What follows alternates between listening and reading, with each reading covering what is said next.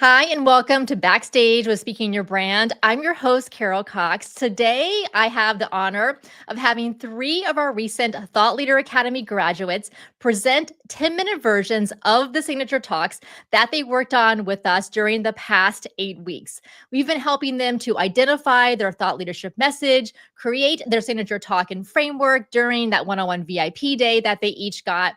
And also, they were working on practicing their delivery with slides, multimedia, props, and so much more.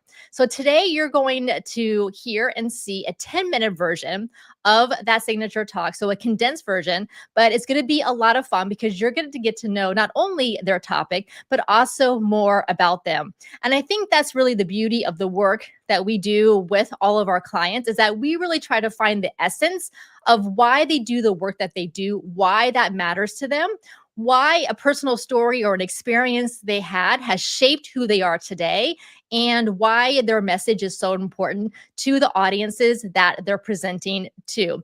After each of the women give a 10-minute version of their talk, then we're going to have a roundtable conversation about their experience in the Thought Leader Academy and what's next to them. Diane is saying hi in the chat. Thank you so much for being here. And if you are watching us live or on the recording, say hi. You're welcome to ask questions along the way and also to participate if there are any audience engagement questions that our presenters have. All right, well, let's go ahead and get started. First up, we have Moe Boles, who is at Tanner Health, and she is going to talk to us about the very important work that she and Tanner are doing. Moe, welcome to the stage. Thank you so much, Carol. I'm going to take just a few seconds to let everyone look at this big jar of jelly beans and give us your best guess as to how many are in the jar. You can jot it down or put it in the chat.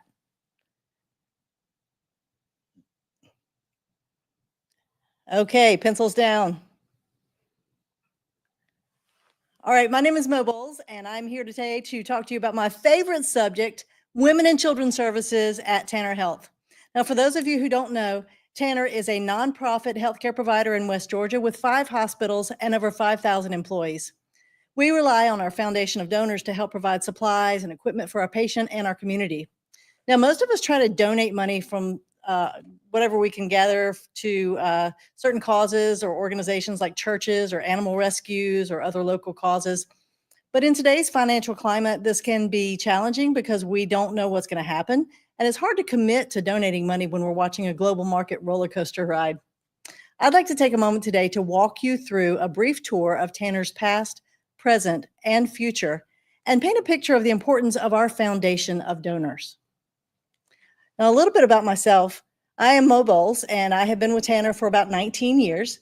I'm a registered nurse, and most of my experience at Tanner was in labor and delivery, but I'm cross-trained in all the other maternal areas, and I've spent some time working in accreditation services. So a good background at Tanner, and before that, I was in the business world, mostly with FAO Shores, for about 20 years working on organizational leadership and operational management, things like that. So I've combined those two backgrounds into my role today, and I'm loving it and helping lead our women and children's services here at Tanner. I do have a little bit of a personal interest in the role I'm in right now. About 24 years ago, my sister gave birth to a little girl, and here she is. Her name is Maddie, and she was born at 28 weeks. And at that time, I wasn't a nurse, so I didn't know what that meant. But the doctor said that she had a grade 4 brain bleed, which meant that she was probably going to be deaf and blind and potentially in a wheelchair for the rest of her life. And we really didn't know what her future was going to look like. So she spent 3 years in a NICU at a different hospital because at that time, Tanner didn't have a NICU. And her parents lived really close to Tanner, but they had to drive almost an hour every single day for 3 months to get to their baby and be with her and take care of her. And although that nursery and NICU did a fantastic job, it would have been really great to have a NICU at Tanner. If you flash forward 24 years, this is Maddie now. Maddie is amazing. She is a ballerina. She is a musician. She was in The Sound of Music, which is the picture you see on the left just last month. She teaches little kids how to dance, and she graduates from college this year. So had it not been for the skill of those nurses and physicians and respiratory therapists, the entire team in the NICU, I don't know where Maddie would be right now, but I think it wouldn't be where she is. So we're very grateful. So going back into our past, this is a picture of what Tanner looked like when I started in 2006. We had a level 1 nursery, so we could take care of pretty much well babies, but not the really sick ones and not the ones who needed that special care, not triplets. We would have to send those people over to another hospital about 45 to an hour away, and sometimes up to 3 hours away. And it was not the best situation. Just imagine if you had a newborn and you had just delivered a baby, maybe you had a C-section, and the only way you could see that baby was to get in your car and go to a different hospital, drive through traffic. Just a very stressful situation. So we did a great job back then with what we could do, but we didn't have that NICU support that we needed for our community. And I remember a situation where I was a brand new nurse. I had only been a nurse for about 6 months in labor and delivery. And I had a very sick patient. She had preeclampsia. So her blood pressure was skyrocketing. She was at risk for seizures, which could have killed her baby. And we had to transport her to Atlanta. And I think I might have been as scared as she was. We were both trying to figure out what would be the best plan for her. So we got her ready to put her on the ambulance, and I was going to go with her and monitor her and the baby on the trip over to the other hospital. And she looked up at me with tears in her eyes, and she said, "Am I going to be okay?" And I really didn't know how to answer her. I just looked down at her and said, "I've got you."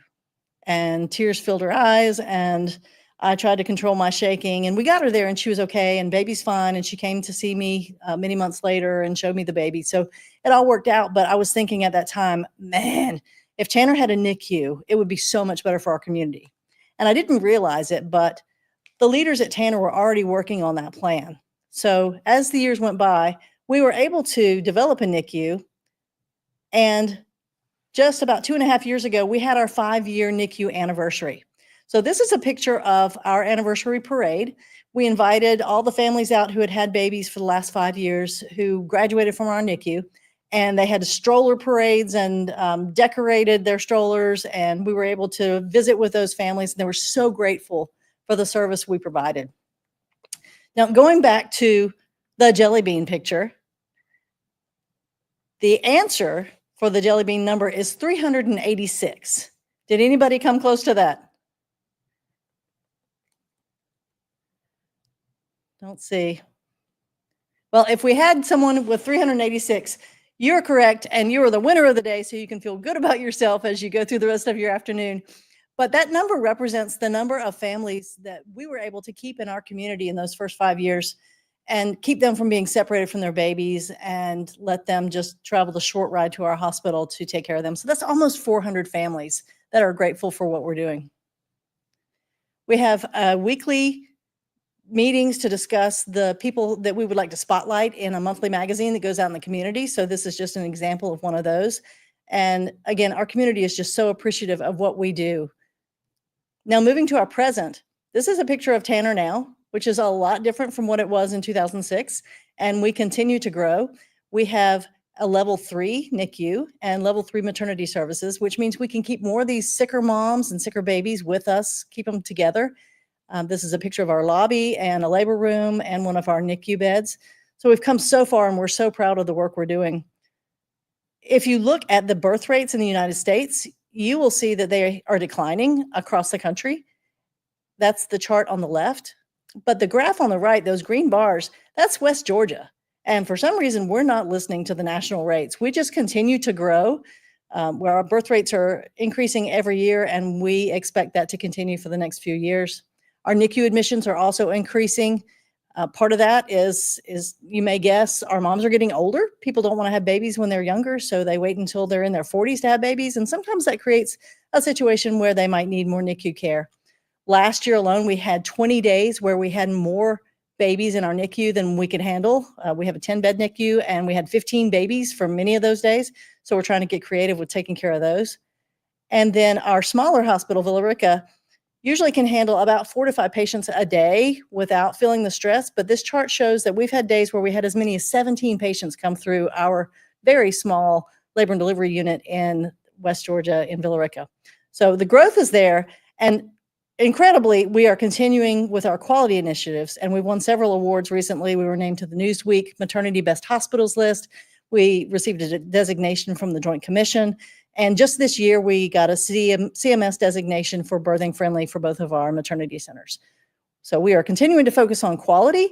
We also have a lot of initiatives coming up. This list is just a small list of the things we want to do, like adding music therapy for our NICU babies and adding a communication system where parents can dial in and see their babies and talk to them. So a lot of great stuff coming up. We also have a plan to break ground on a brand new maternity women's center in our Villa Rica community, and that should happen this fall. And at that point, we hope to be able to move to a level 2 hospital in Villa Rica. So if you've ever heard of the Texas A&M model of having the 12th man, that's what I'd like to focus on right now. Texas A&M believes that the crowd is actually their 12th player.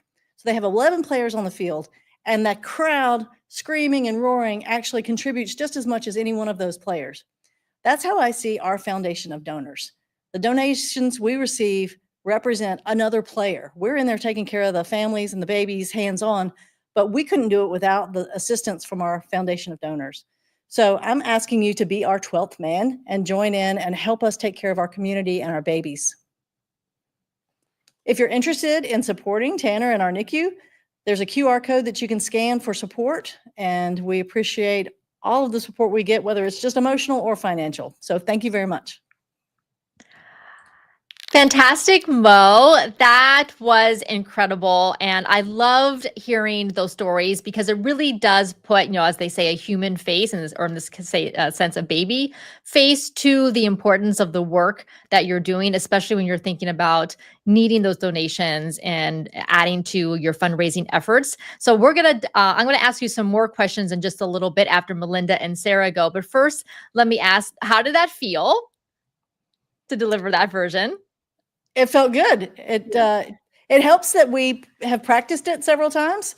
So I didn't have to focus so much on the content. I just kind of let it flow, and it was pretty comfortable. So thank you. And how did it feel to include those personal stories, especially about Maddie? I'm proud of Maddie, and I'm proud of the fact that I have that personal connection to the work that I do.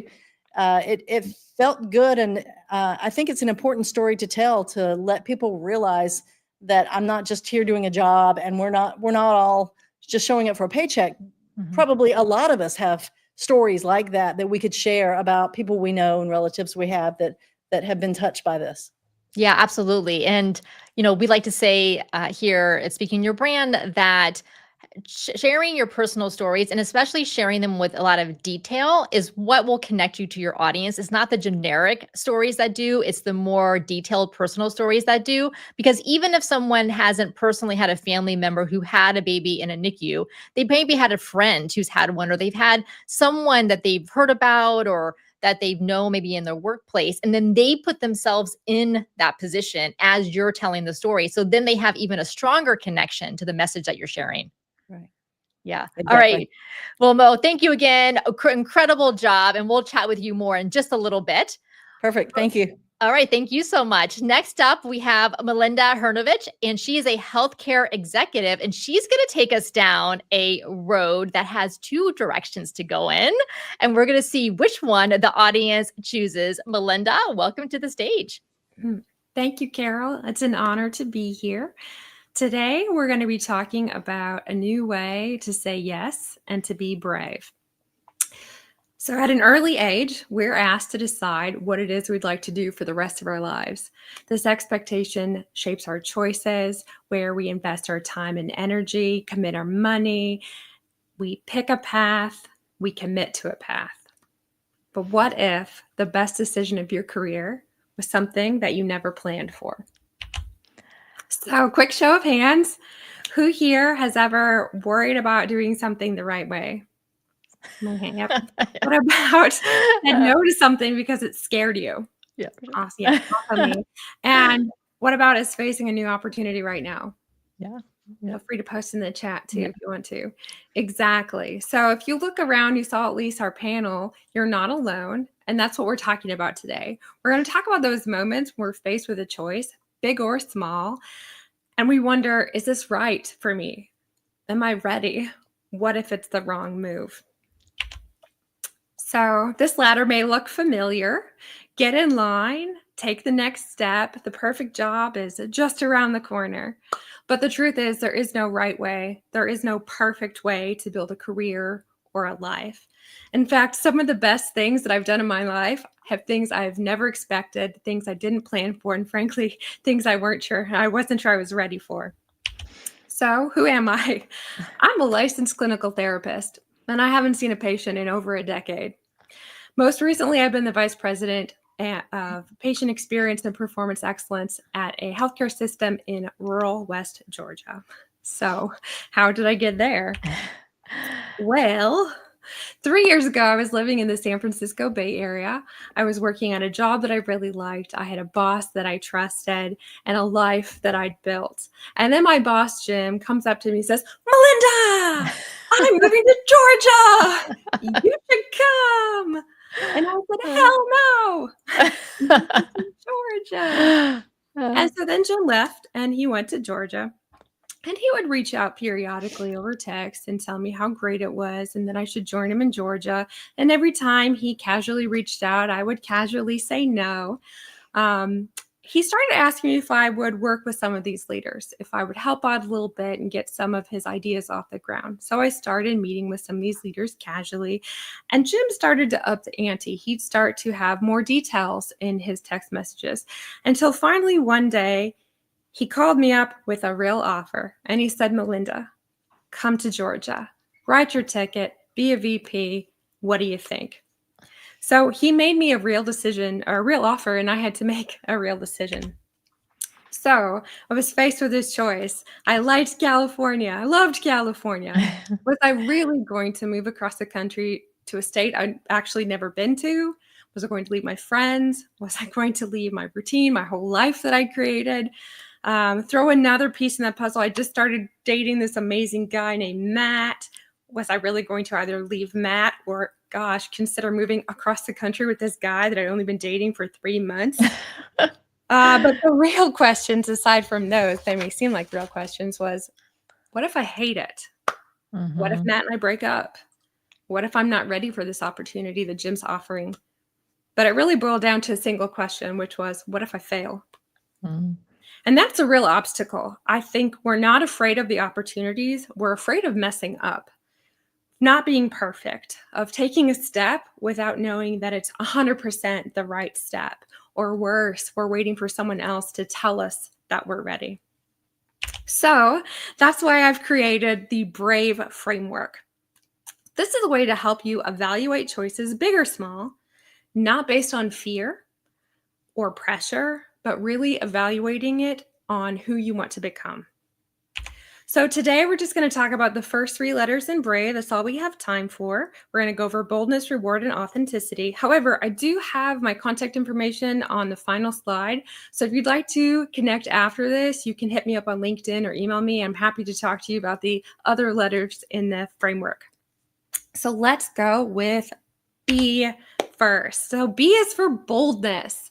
And boldness is really asking yourself, am I willing to explore the unknown, even if it stretches me, in service of who I want to become? So being bold does not have to mean jumping out of a plane like I did here.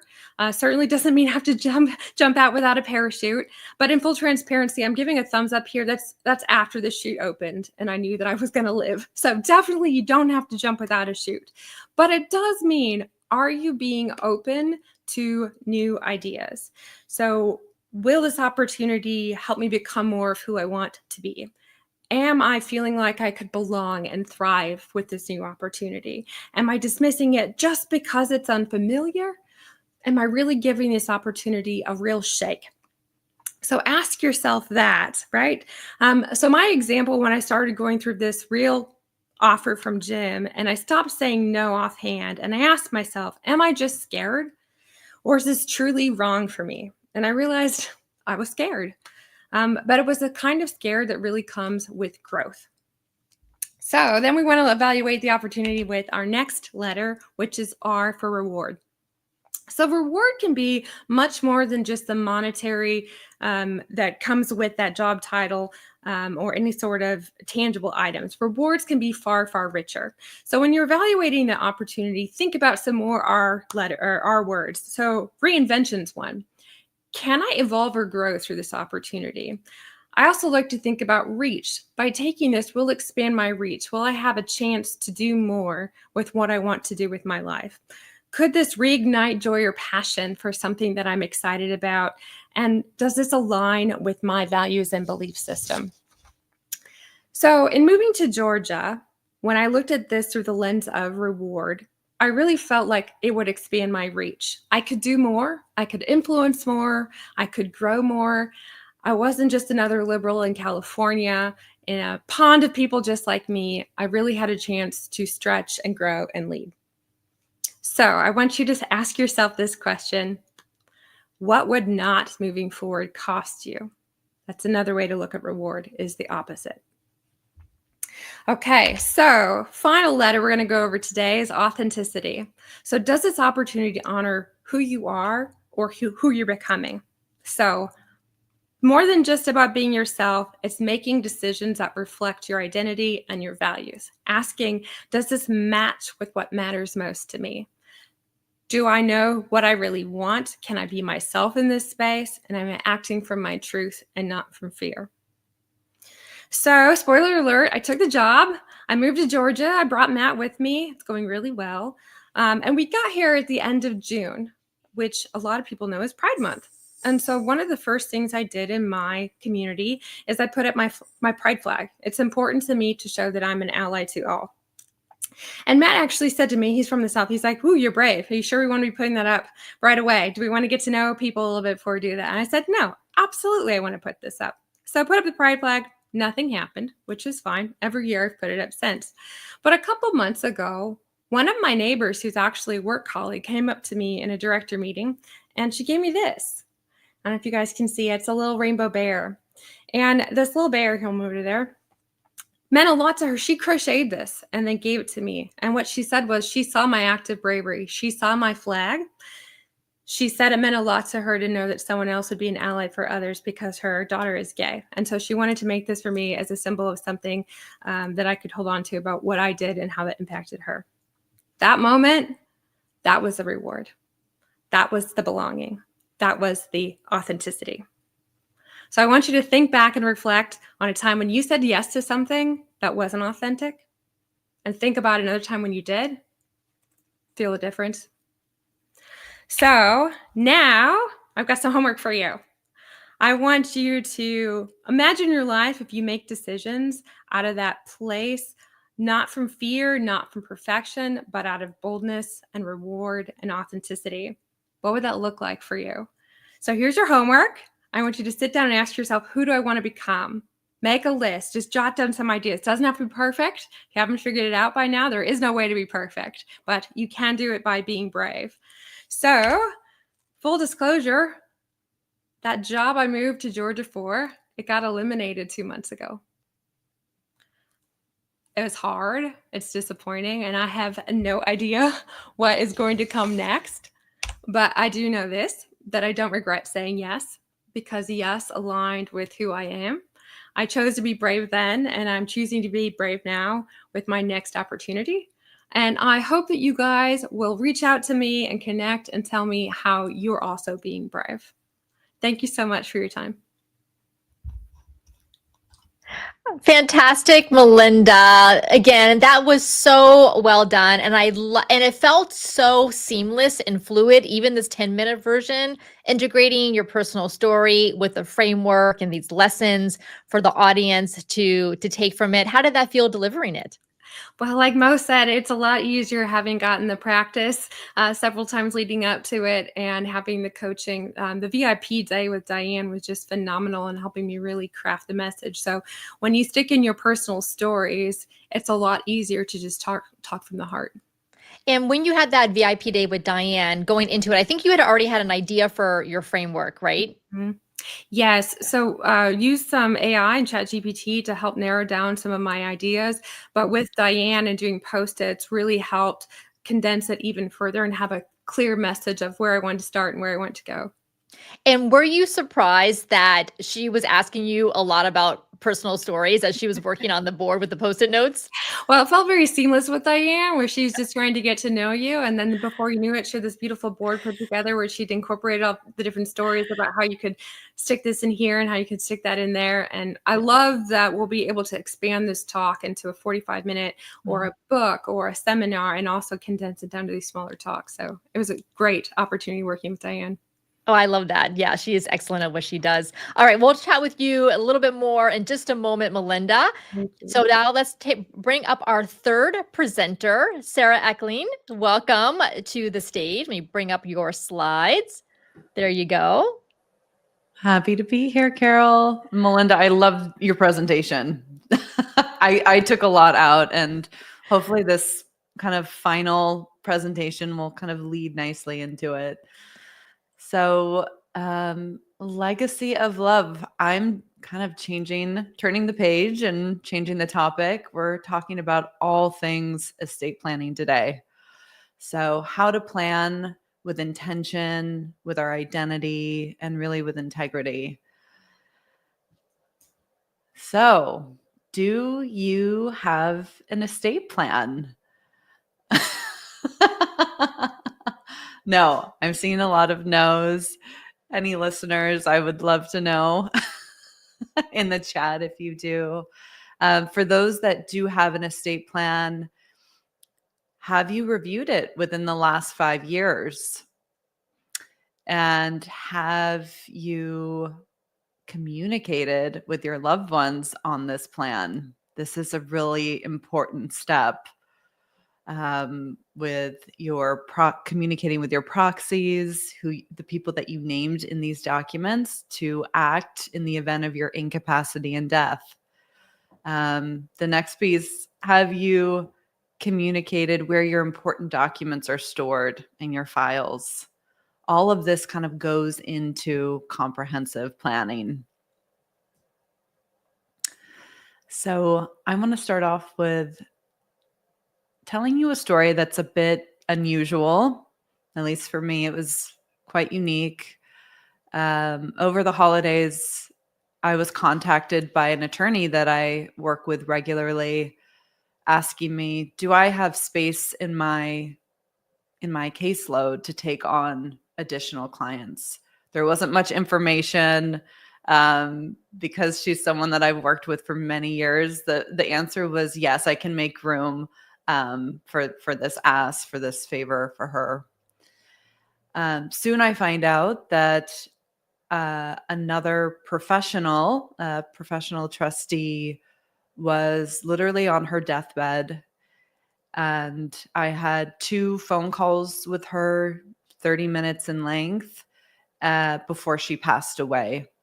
So there was very little time to take on the information of the history of these cases, of these clients that she had been serving for over 2 decades with both. And she also had, basically her family had to kind of pick up where she left off of sending me the actual physical files. So because of this experience, it's just made me that much more curious of why did this happen? I made some initial assumptions. Was she holding on to this work for money? What was this piece, and why did she not have a proper plan, especially given the fact that she's a professional doing this work? We should know better and also do better. So it felt like kind of this deep lack of integrity. We'll come back to Mary's story later in the talk today.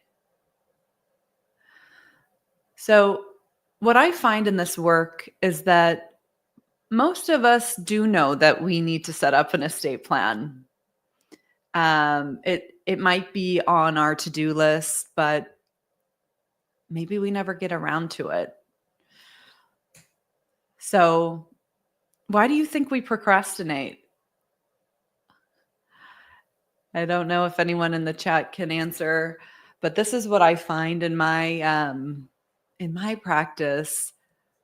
This is what I usually think we think the obstacles are, right? A lack of time, a lack of resources, a lack of connections. Like, who the heck do I need to work with? I have to hire an attorney.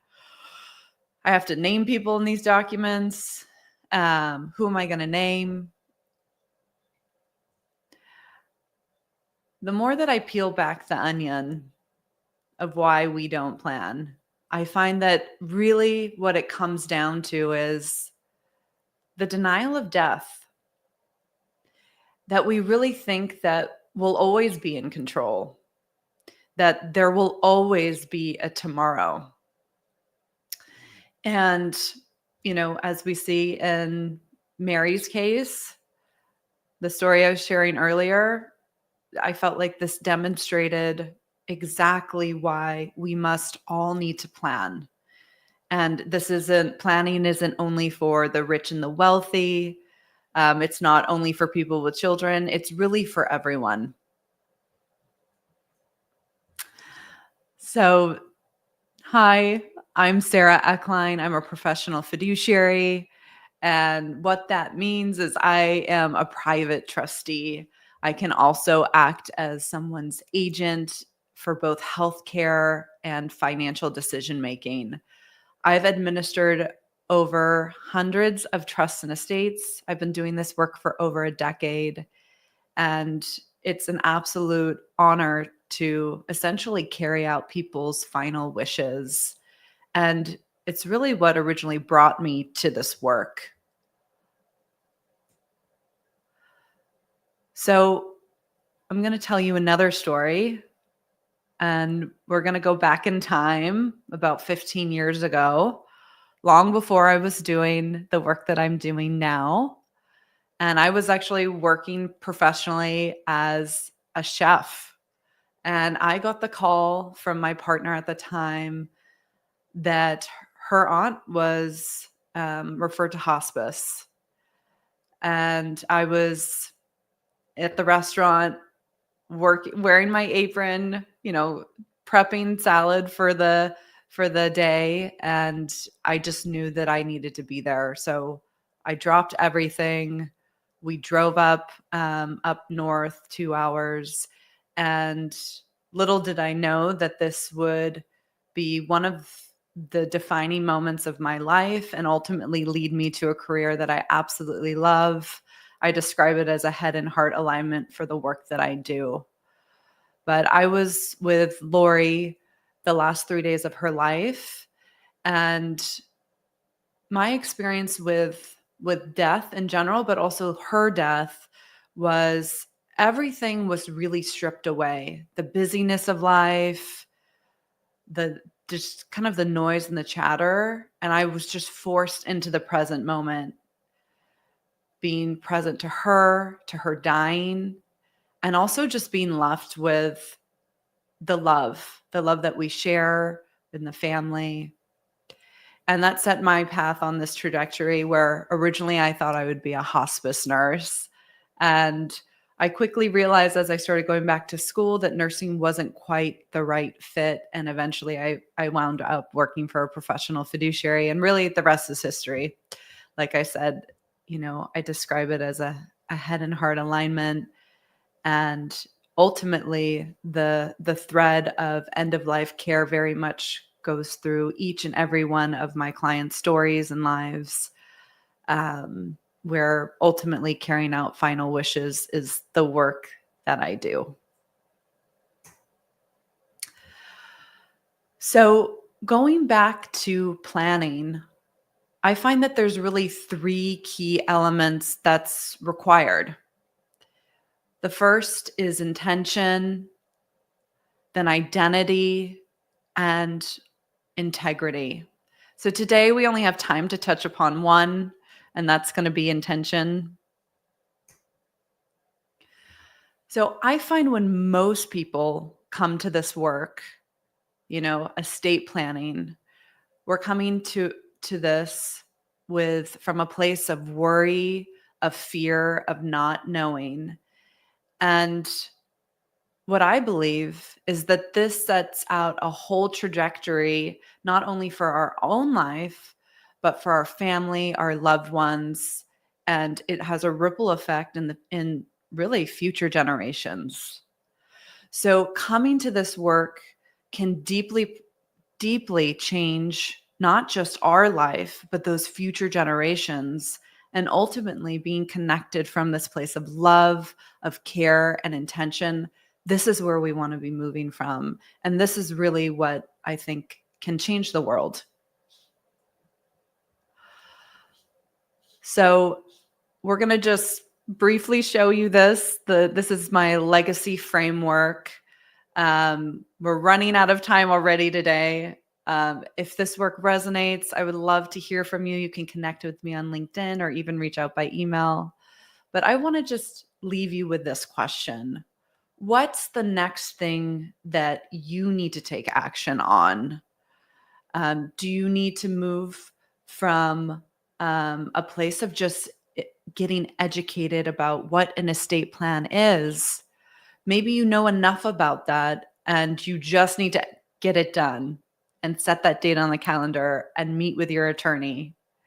Maybe you've set those documents up, but you haven't done those next steps. There's a lot of administrative work that goes along with the estate plan after you've met with your attorney.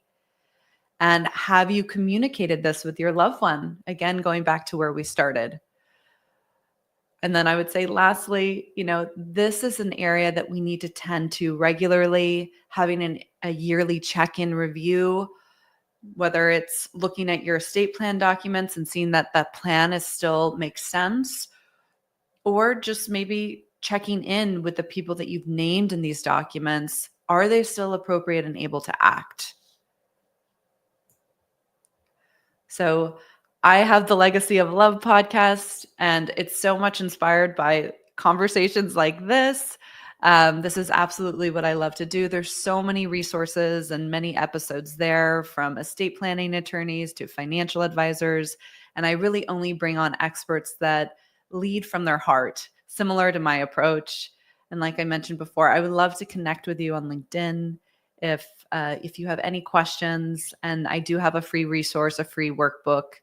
The link is listed right there, but it's at my website, trustandhonor.co/workbook. And that's really to kind of an exercise to get clear on what are your values, what are your wishes, and what you really want to not only leave behind, but how do you want to live? Thank you.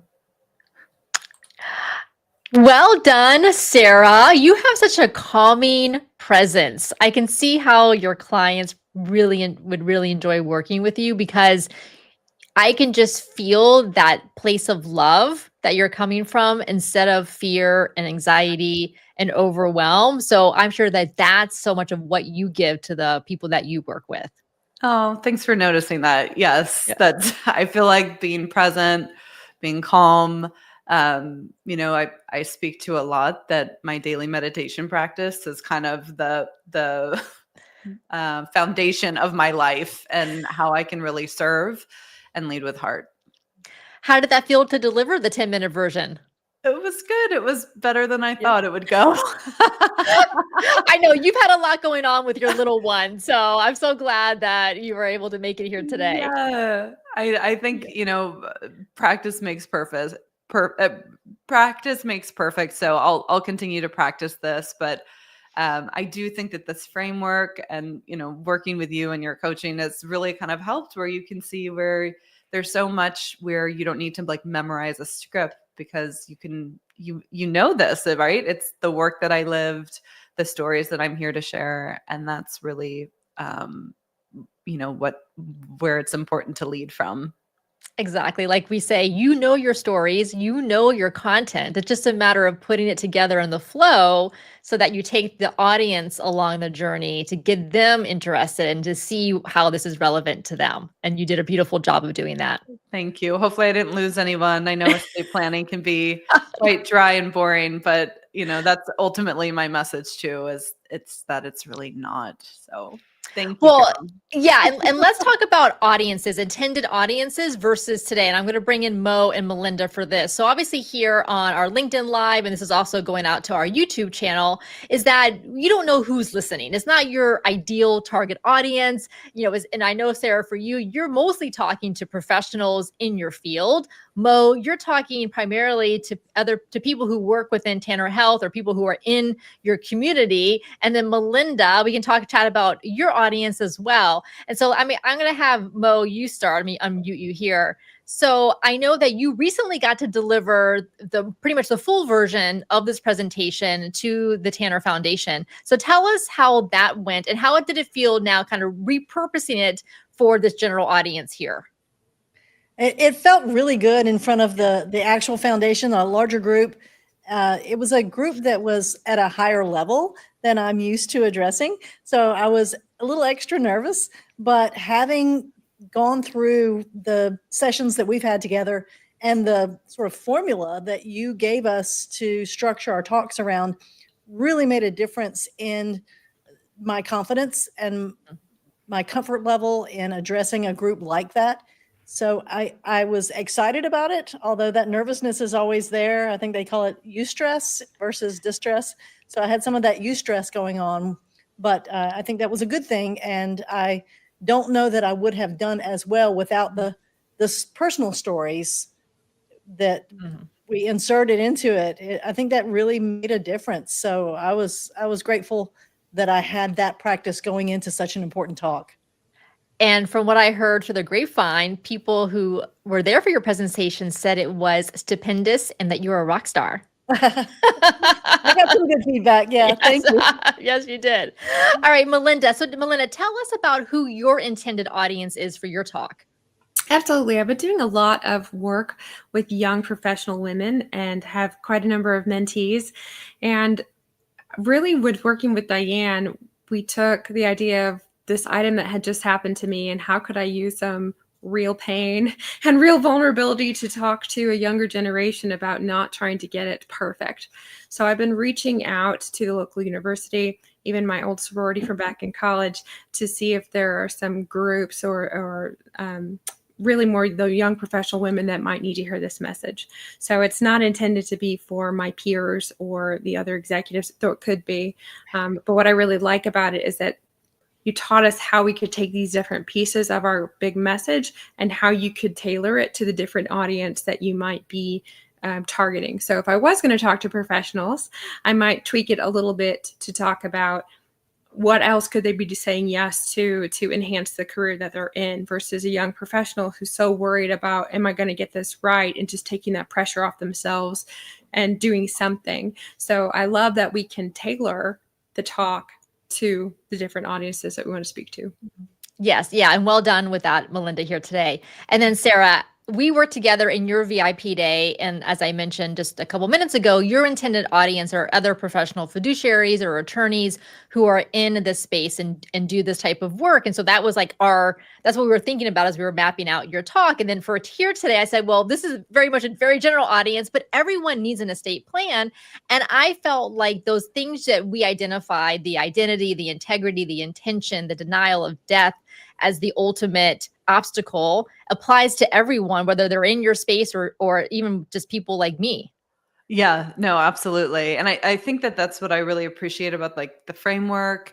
I can see where I can turn certain things on and off within my kind of signature talk, depending on the audience that I'm speaking with. Am I talking to just, non-professionals and just a more general audience? Or am I, speaking with professionals like estate planning attorneys and similar people doing this work? So, yeah. So it'll be nice to next month. I am speaking at a local fiduciary chapter, and so I'll be obviously turning on different things in my signature talk. Then that's more geared towards to speaking to not the general audience. So I'll let you know how it goes. Yes, please do. Well, and this is what I love about this. So this is, for those of you who are watching, so this is our framework and you can see a bunch of post-it notes on here. So this ends up being about a 35 to 45 minute talk based on the number of post-its when we put it together. And then of course, as you just heard, they condensed it into a 10-minute version. But what what I find so useful about it is that just switch out the questions or just switch out some of the examples for whoever your audience is. Like in Sarah, in your case, you asked us, do you have an estate plan? Has it been updated and communicated recently versus with the professional fiduciaries and attorneys you're talking to, you would just switch the question, but ultimately the rest of it still applies. Exactly. Yeah. Yep. I love that. Yeah, great. All right, Melinda. So let me ask you this. What do you feel like was your biggest takeaway from the 8 weeks that you spent with us in the Thought Leader Academy? What are you taking with you going forward? So you challenged us to see ourselves differently. In fact, you gave us homework to go into our LinkedIn profiles and change it to say, I am a speaker. And that was a big change for me, is thinking about speakers as this other thing or this other profession instead of seeing myself as doing that already. And so again, giving myself that permission to say I am this, I can do this, and having that additional framework really gives me the confidence to go out and look for opportunities to speak instead of maybe only saying yes when asked. So I'm going to actively go look for some speaking opportunities. Yes, that's one of the things we do challenge you all to do is to find speaking opportunities and to submit speaking proposals for conferences or to reach out to local groups and organizations. One of the things that I love doing with you all is the pillars of your personal brand, because we have in here for you to think about what affiliations do you already have, whether it's the universities you attended, sororities you were a part of, organizations that you were a part of at any time in your career, and going back to them and just letting them know, hey, I have this topic. Would you be interested in having me present to your audience on that? And that could be either in person or virtual. All right, Sarah, let me go to you. So thinking about the Thought Leader Academy, what has been your biggest takeaway from the time that we spent together? I mean, it's very much connected to confidence, but I find that so much of what you say, right? You are the messenger for this message of like really feeling that and knowing that. And, before I started, I listened to your podcast. I heard that time and time again, but I hadn't really connected that for myself. So I would say by the end of this journey working with you, I'm absolutely connected to that. And that's where it is inspiring, because it's not just about, oh, let me book a bunch of, presentations or podcast interviews. This is really about connected to the message and the meaning. And ultimately, I've been really connected to a movement and making that impact for the collective. So thank you, Carol. Oh, I love that, especially the part of like creating this movement, this legacy of love, which is the name of your podcast too. I love that. And yes, each of you is the messenger that your audience is waiting for, as we like to say. Mo, what has been your biggest takeaway from the time you spent with us in the Thought Leader Academy? And what are you taking with you as you go forward? I think I have two takeaways. One is added confidence that I can do this. And the second part kind of feeds into that. And that is the importance of storytelling, because I feel like I am a decent storyteller just in a casual setting, but I never saw the value of inserting my own personal and vulnerable stories into professional talks. But this has really shown light on the importance of that. And I feel like I'll do that a lot more going forward.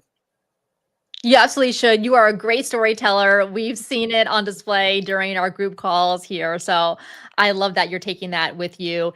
And so thank you so much, Mo, Melinda, and Sarah, for being a part of our Thought Leader Academy, for supporting each other, encouraging each other every week on our group calls. And I'm excited for you. You are speakers. You are thought leaders. Embrace that identity. Put that on your LinkedIn profile and go out there and deliver your very important messages and stories to your audiences who are indeed waiting for you. For those of you who are watching and listening, if you would like to join us in our next Thought Leader Academy group, you can get all of the details and apply at speakingyourbrand.com/academy. Again, that's speakingyourbrand.com/academy. Until next time, thanks for listening.